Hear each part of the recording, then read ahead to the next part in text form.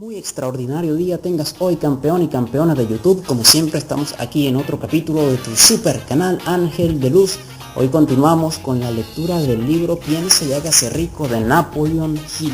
Específicamente quedamos en el capítulo 3 sobre la fe. Recuerda también suscribirte a nuestro canal, puntuar, comentar, explícanos cómo quieres que sea tu éxito, explícanos tus sueños, podemos ayudarte, podemos servirte. También observa nuestros videos para que tengas muchísimas opciones sobre cómo generar ingresos y aumentar tu prosperidad por internet. Así que prepárate que vamos al capítulo 3 sobre la fe, parte 2 de Napoleon Hill, Piense y hágase rico. Prepárate, campeón y campeona, que lo que viene está maravilloso. El desastre del pensamiento negativo. El subconsciente no distingue entre impulsos de pensamiento positivo o negativo. Trabaja con el material que le suministramos a través de nuestros impulsos de pensamiento.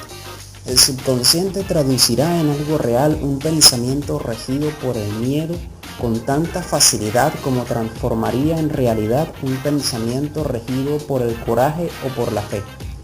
Tal como la electricidad hace girar las ruedas de la industria y rinde servicios útiles si se le emplea correctamente, o acaba con la vida si se hace mal uso de ella, así la ley de la autosugestión nos conducirá a la paz y la prosperidad o nos arrastrará hacia el valle de la miseria, el fracaso y la muerte, de acuerdo con el grado de comprensión y aplicación que tengamos de ella.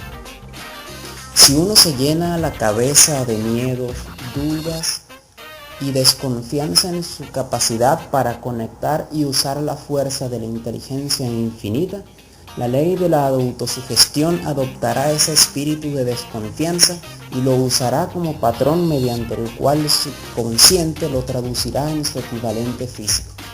Así como el viento arrastra una nave hacia el este y otra hacia el oeste, usted será elevado o hundido por la ley de la autosugestión de acuerdo con la manera en que usted oriente las velas de su pensamiento. La ley de la autosugestión, que puede elevar a cualquier persona a niveles asombrosos de realización, queda bien descrita en los siguientes versos. Si piensas que estás vencido, lo estás. Si piensas que no te atreves, así es. Si te gusta ganar pero piensas que no puedes, es casi seguro, no ganarás. Si piensas que perderás, estás perdido, pues el mundo nos enseña que el éxito empieza en la voluntad del hombre. Todo está en el estado de ánimo. Si piensas que eres superior, lo eres. Has tenido que pensar alto para ascender. Has tenido que estar seguro de ti mismo antes de ganar ningún premio. Las batallas de la vida no siempre favorecen al hombre más fuerte o al más rápido, pero tarde o temprano el hombre que gana es el hombre que piensa que puede. Observe las palabras que se han destacado y captará el profundo significado que el poeta expresa. ¿Qué genio yace dormido en su cerebro? En algún rincón de su carácter está latente, dormida, la semilla de la realización, que si germinara y se pusiera en acción, lo elevaría a niveles que tal vez usted nunca soñó alcanzar. Así como un virtuoso puede arrancar las melodías más hermosas de las cuerdas de su violín, usted puede despertar al genio que yace dormido en su mente y hacer que lo conduzca hacia arriba, hacia cualquier objetivo que desee alcanzar. Abraham Lincoln fue un fracasado en todo lo que intentó. Hasta después de haber alcanzado los 40 años, fue un don nadie, de ninguna parte, hasta que una gran experiencia entró en su vida y despertó al genio dormido que había en su corazón y en su cerebro, para darle al mundo uno de los hombres realmente grandes. Esa experiencia estaba combinada con las emociones de la aflicción y el amor. Le aconteció a través de Anne Rutledge, la única mujer a quien él amó realmente. Es sabido que la emoción del amor está ligada al estado de ánimo conocido como la fe, y esto se debe que el amor se aproxima mucho a traducir los impulsos de pensamiento propios en su equivalente espiritual. Durante su labor de investigación, el autor ha descubierto, a partir del análisis de la vida y obra y realizaciones de centenares de hombres de posiciones destacadas, que detrás de casi cada uno de ellos existía la influencia del amor de una mujer. Si quieres pruebas del poder de la fe, examina las realizaciones de los hombres y mujeres que se han valido de ella. Jesús el Nazareno encabeza la lista. La base de la cristiandad es la fe, con independencia de cuántas personas hayan falseado o malinterpretado el significado de esa gran fuerza. La esencia de las enseñanzas y de las realizaciones de Cristo, que pueden haberse interpretado como milagros, son nada más y nada menos que fe. Si hay fenómenos milagrosos, se producen solo a través del estado mental conocido como la fe. Consideremos el poder de la fe, tal como nos la mostró un hombre bien conocido por toda la humanidad, el Mahatma Gandhi de la India. En este hombre, el mundo tuvo uno de los ejemplos más sorprendentes de las posibilidades de la fe que conozca la humanidad. Gandhi ostentó más poder potencial que ningún otro de sus contemporáneos, y ello a pesar del hecho de que no contó con ninguna de las herramientas ortodoxas del poder, tales como dinero, barcos de guerra, soldados ni material bélico. Gandhi no tenía dinero, ni casa, ni siquiera ropas, pero tenía poder. ¿Cómo lo obtuvo? Lo creó a partir de su comprensión del principio de la fe y mediante su capacidad para trasplantar esa fe al espíritu de 200 millones de personas. Gandhi consiguió la sorprendente proeza de influir en 200 millones de mentes para formar un conglomerado humano que se moviese al unísono como un solo hombre. ¿Qué otra fuerza de este mundo, aparte de la fe, puede lograr tanto?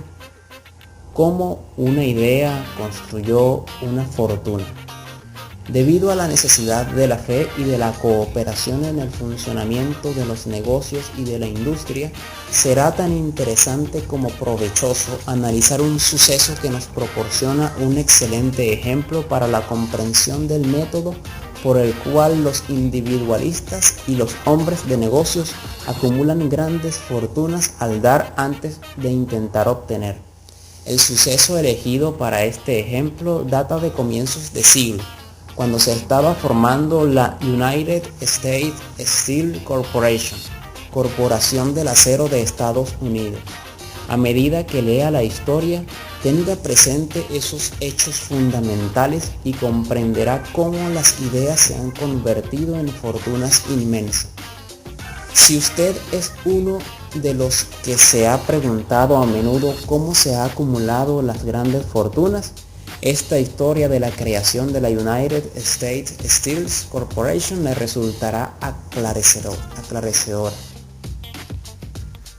Si tiene alguna duda de que los hombres pueden pensar y hacerse ricos, esta historia disparará esa duda, porque usted podrá ver con claridad en la historia de la United States Steel Corporation la aplicación de una porción importante de los principios que se describen en este libro. El asombroso relato del poder de una idea ha sido escrito de forma espectacular por John Lauer del New York World Telegram y la transcribimos en su cortesía. Un bonito discurso de sobremesa por $1.000 millones. Aquella noche del 12 de diciembre de 1900, en la que unos 80 miembros de la sociedad financiera se reunieron en el salón de banquetes del University Club en la Quinta Avenida para hacer los honores a un hombre joven del oeste de Estados Unidos, Ni media docena de los invitados supuso que estaban a punto de presenciar el episodio más importante de la historia de la industria estadounidense. J. Edward Simmons y Charles Stuart Smith, llenos de gratitud por la pródiga hospitalidad con que Charles M. Schwab les había regalado durante una reciente visita a Pittsburgh, había organizado la cena para presentar a aquel empresario de acero de 38 años a la Sociedad de Banqueros del Este de Estados Unidos. Pero no esperaban que magnetizara tal modo la convención. De hecho, le advirtieron que los corazones que rellenaban las camisas de Nueva York no reaccionarían a la oratoria, y que si no quería aburrir a los Stillman y los Harriman y los Vanderbilt, sería mejor que se limitara a 15 o 20 minutos de intrascendencias amables, pero nada más. Incluso John Pierpont Morgan, sentado a la derecha de Schwab, como indicaba su dignidad imperial, se contentó con agradecer muy brevemente su presencia en la mesa del banquete. Y en lo que se refería a la prensa y al público, todo el asunto presentaba tan poco interés que los periódicos al día siguiente ni lo mencionaron.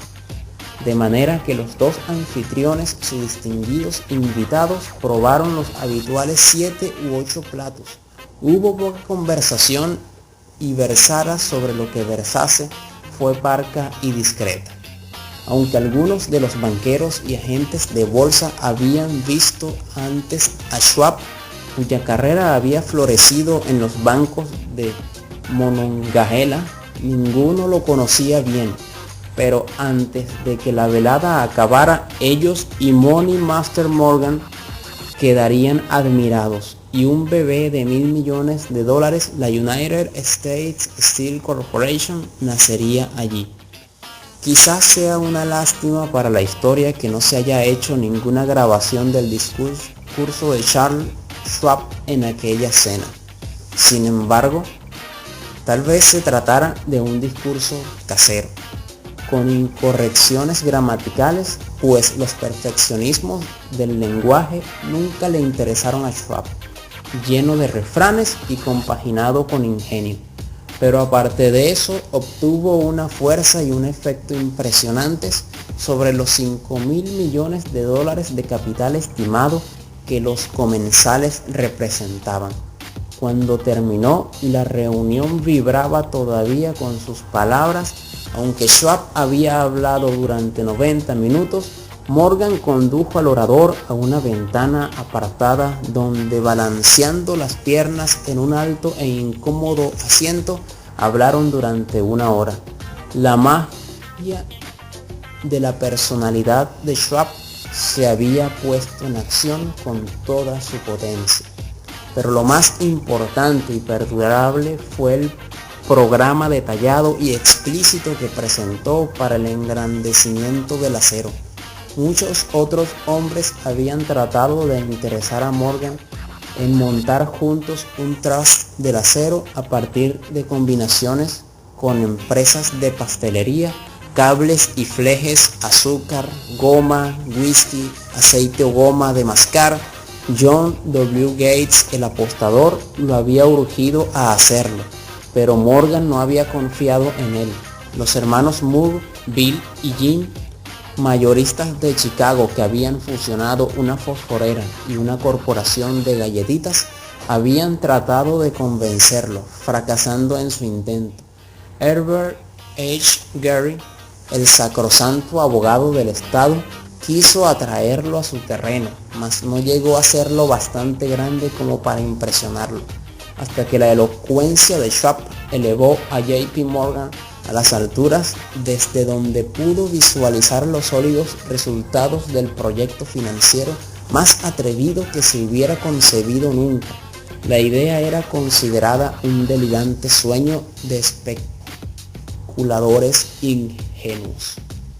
El magnetismo financiero que hace una generación empezó a atraer a miles de compañías pequeñas y a veces ineficazmente dirigidas a combinaciones más grandes y competitivas, se ha vuelto operativo en el mundo del acero gracias a los artilugios de aquel jovial pirata de los negocios, John W. Gates.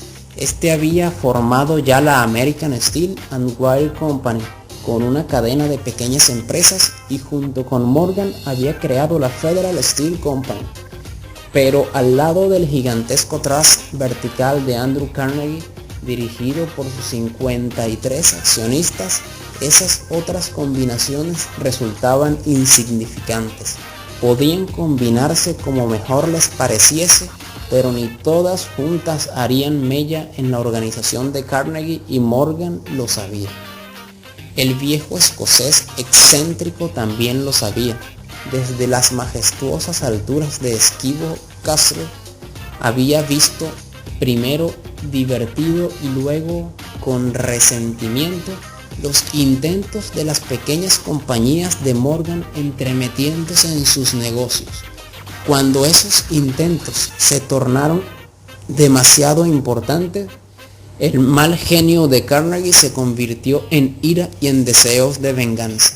Decidió duplicar cada fábrica suya por cada una que sus rivales poseyeran.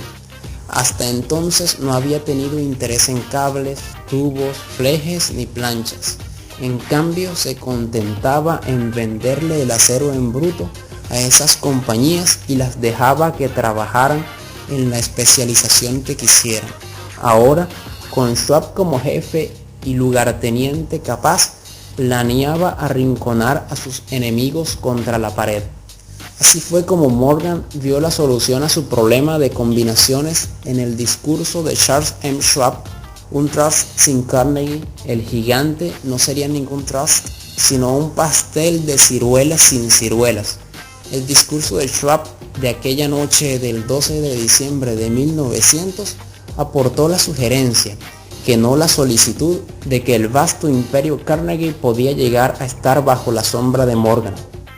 Habló del futuro mundial del acero, de reorganización en aras de la eficiencia, de especialización, de deshacerse de compañías improductivas, de la concentración del esfuerzo en las propiedades florecientes, de ahorros en el tráfico de mineral bruto, de ahorros en los departamentos directivos y administrativos, de captar mercados extranjeros.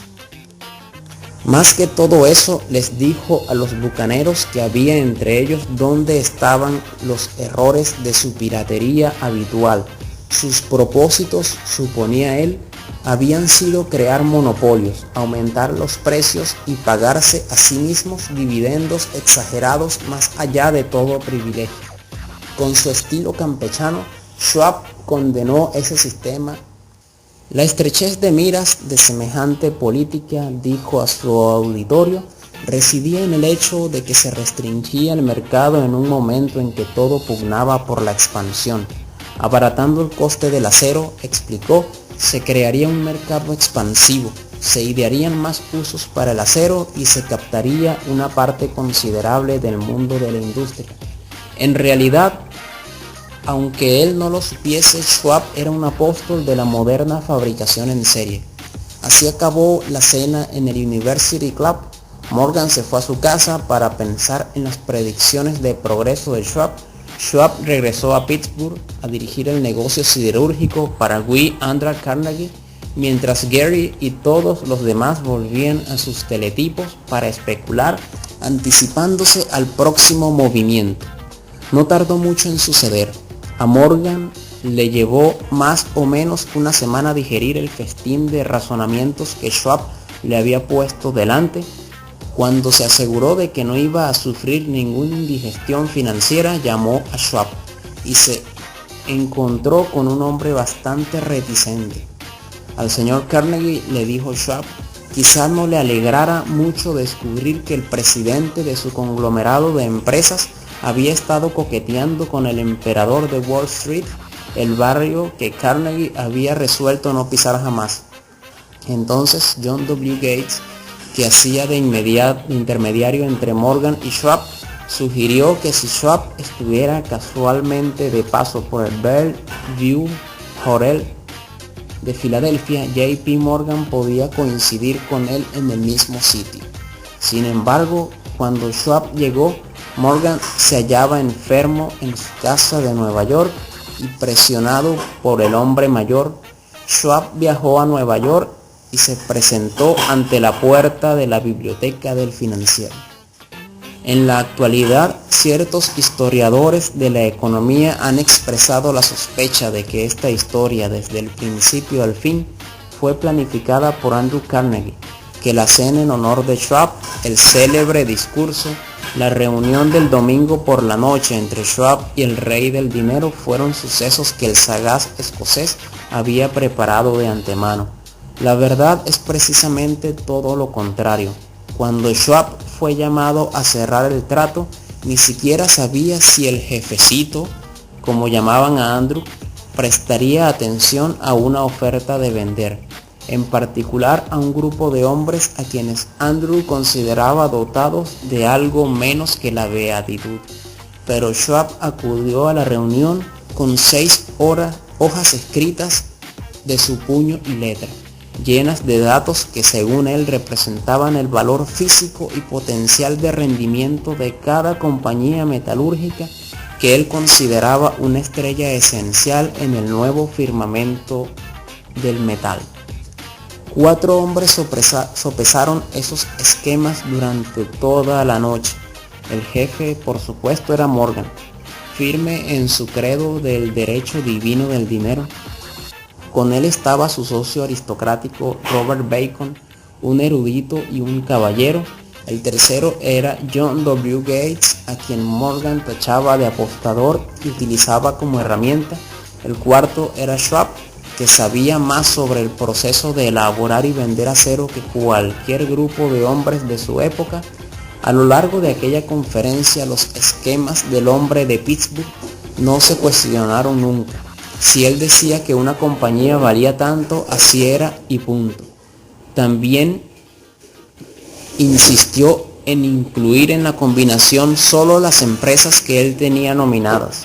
Había concebido una corporación sin dobleces, donde ni siquiera quedaba lugar para satisfacer la codicia de amigos que deseaban descargar sus compañías sobre los anchos hombros de Morgan.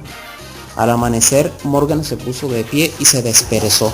Solo quedaba un asunto pendiente. ¿Cree que puede persuadir a Andrew Carnegie de vender?, preguntó. Puedo intentarlo, repuso Schwab. Si usted consigue una venta, me comprometeré en todo este asunto, aseguró Morgan. Hasta allí todo iba bien, pero ¿vendería Carnegie? ¿Cuánto pediría? Schwab pensaba en unos 320 millones de dólares. ¿Cómo se efectuaría el pago? ¿En acciones ordinarias o preferentes? ¿En bonos? ¿En efectivo? Nadie podía reunir 320 millones de dólares en efectivo. En enero acudieron a un partido de golf en los helados prados de San Andrew, en Westchester. Andrew envuelto en jerseys bien abrigado y Charlie conversando de trivialidades para ejecutar el buen humor, pero no se pronunció ni una palabra sobre negocios hasta que la pareja se sentó en la cálida sala de la cabaña que Carnegie poseía cerca de allí. Entonces, con el mismo poder de convicción con que había hipnotizado a 80 millones en el University Club, Schwab dejó caer rutilantes promesas de retiro y comodidad de los innumerables millones que satisfarían los caprichos sociales del viejo escocés. Carnegie estuvo de acuerdo, escribió algo en un trozo de papel y dijo: muy bien, venderemos por este precio. La cifra era de unos 400 millones de dólares y surgió a partir de los 320 millones que Schwab había previsto como precio básico, añadiéndole 80 millones para recuperar el valor aumentado sobre el capital previsto durante los últimos 2 años. Más tarde, en la cubierta de un transatlántico, el escocés le decía arrepentido a Morgan: ojalá te hubiera pedido 100 millones más. Si me los hubieras pedido, te los hubiese dado, le respondió Morgan amable. Hubo cierto alboroto, por supuesto. Un corresponsal británico envió un cable diciendo que el mundo del acero extranjero estaba aterrado ante la gigantesca corporación. El presidente Hedley de Yale declaró que a menos que se regulasen los trusts, el país tendría un emperador en Washington durante los próximos 25 años.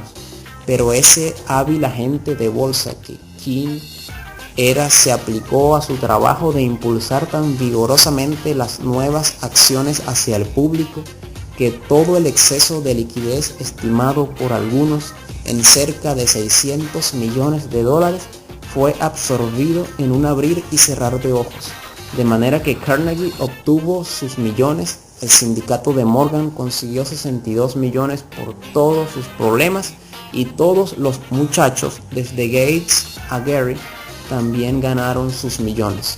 Schwab, de 38 años, obtuvo su recompensa. Fue nombrado presidente de la corporación y ostentó el cargo hasta 1930. La riqueza empieza con una idea. La impresionante historia del gran negocio que usted acaba de leer es un ejemplo perfecto del método por el cual el deseo puede transmutarse en su equivalente físico. Esa gigantesca organización se creó en la imaginación de un hombre.